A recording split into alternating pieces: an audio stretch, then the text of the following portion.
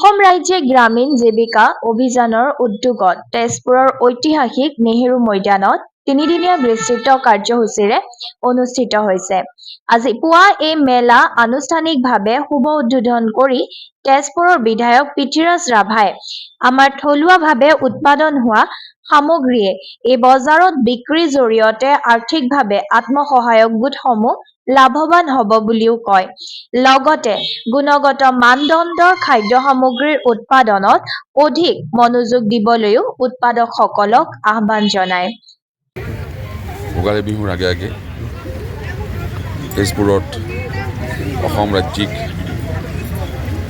গ্ৰামীণ অভিযান আমাৰ অনুষ্ঠানটা আছে। সেই অনুষ্ঠানৰ জৰিয়তে 30টা ষ্টল ইয়াত অনা হৈছে।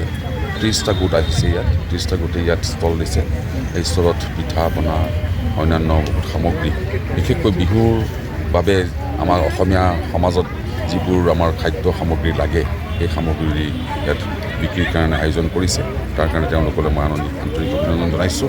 আৰু যিসকলে গাঁৱৰ অঞ্চলৰ পৰা বিভিন্ন গাঁৱৰ পৰা গোটবিলাক আহি ইয়াত অংশগ্ৰহণ কৰিছে তেওঁলোকলৈ মই আন্তৰিক অভিনন্দন জনাইছোঁ, শুভেচ্ছা জনাইছোঁ।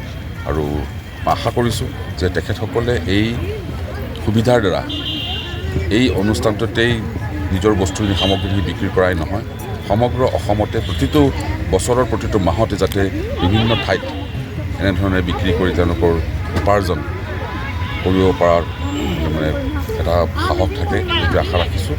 আজি এই অনুষ্ঠানত শোণিতপুৰৰ জিলা আয়ুক্ত অংকুৰ ভৰালীয়ে বিশিষ্ট অতিথি হিচাপে ভাষণ প্ৰদান কৰি এই ভোগালী মেলাৰ জৰিয়তে আমাৰ জিলাখনৰ আত্মসহায়ক গোট আৰু থলুৱাভাৱে উৎপাদিত এৰী, মুগা, পাট কাপোৰৰ বস্ত্ৰ সামগ্ৰী বিক্ৰী কৰি লাভৱান হ'ব বুলিও কয়। লগতে ঔষধি গুৰুত্ব থকা গুণগত মানৰ সামগ্ৰী পিঠা পনা, তিলৰ লাড়ু, খাৰলি, খৰিচা, কাঠআলু, নেমু, শিলিখা আদি খাদ্য সামগ্ৰীৰ বিশেষ গুণে আমাৰ স্বাস্থ্য ৰক্ষাতো সহায়ক হ'ব বুলিও কয়।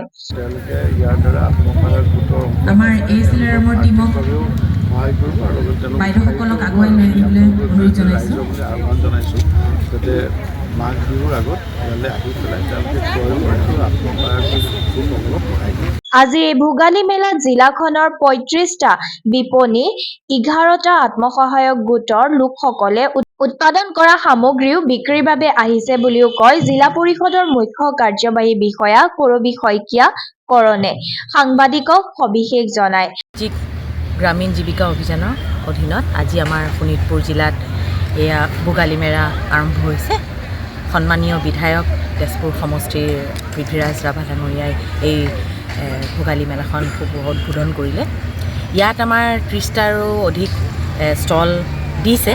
বাইদেউসকল আহিছে আমাৰ 7টা ডেভেলপমেণ্ট ব্লকৰ আমাৰ বাইদেউসকলে আত্মসহায়ক গোটৰ বাইদেউসকল আহিছে।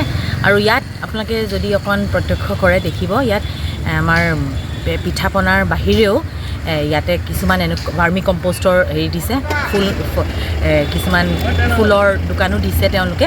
আৰু লগতে মুগা আৰু মুগা চিল্ক আৰু পাট কাপোৰৰো কিছুমান নিজে উৎপাদন কৰা সামগ্ৰীও আনিছে ইয়াত বিক্ৰীৰ কাৰণে। আৰু আমি ভাবিছোঁ আমাৰ শোণিতপুৰ জিলাৰ সমূহ ৰাইজ আমাক আদৰি ল'ব আৰু আনবাৰৰ দৰে এইবাৰো তেখেতসকলে আমাক আদৰি ল'ব। আজিৰ এই অনুষ্ঠানৰ আৰম্ভণিতে মেলাৰ আয়োজক সমিতিয়ে বিধায়ক, জিলা আয়ুক্ত আৰু মুখ্য কাৰ্যবাহী বিষয়াৰ লগতে অতিৰিক্ত আৰক্ষী অধীক্ষক মাধুৰিমা দাস আৰু তেজপুৰ পৌৰসভাৰ মুখ্য কাৰ্যবাহী বিষয়া প্ৰয়াগ বৈশ্যক গামোচা আৰু ফুলৰ তোৰাৰে আদৰণি জনায়।